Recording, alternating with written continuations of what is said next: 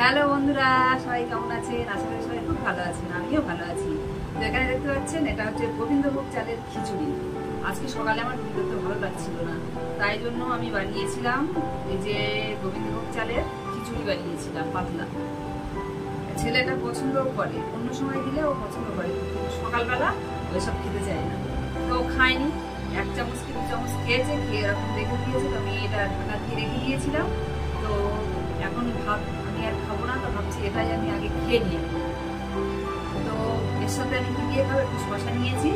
আর আমি এখানে আজকে করেছিলাম বেগুন আর টমেটো দিয়েছি, ওর একটা ভর্তা বানিয়েছি, উচ্ছে আলু ভর্তা বানিয়েছি। আর আজকে ডিম আলুর ঝোল করেছি।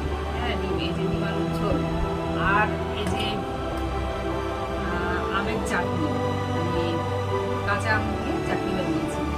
তো এর সাথে আমি আর ওই ভর্তাগুলো খাওয়া যাবে না, তো আমি এর সাথে খাবো ওই ডিম আলুর তরকারিটা এনেছি, শসা নিয়েছি, আর শেষে চাটনিটা একটু চেটে চেটে খাবো, বুঝলেন?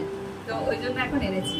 তো কি বলবো, আমার এই খিচুড়িটা সকালবেলা করেছিলাম, তো ভালো হয়েছিল খেতে, তো বলার মতো না।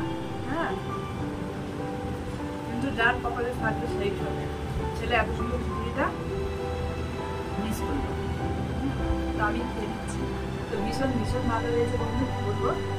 তো এখন এবার আমি আস্তে আস্তে খেয়ে নিই। তো সবাই ভালো থাকবেন, সুস্থ থাকবেন, শরীরের দিকে লক্ষ্য রাখবেন। আর আমার এই ব্লগগুলো দেখবেন, ঠিক আছে? কেমন হচ্ছে কমেন্ট করে জানাবেন। আপনাদের জন্য অনেক অনেক কষ্ট করে আমি এই ব্লগগুলো বানাই। আর আর কিছু বলার নেই, আজকে আপাতত আমি খাবো, খিদে পেয়ে গেছে। তো টাটা, বাই, সবাই ভালো থাকবেন।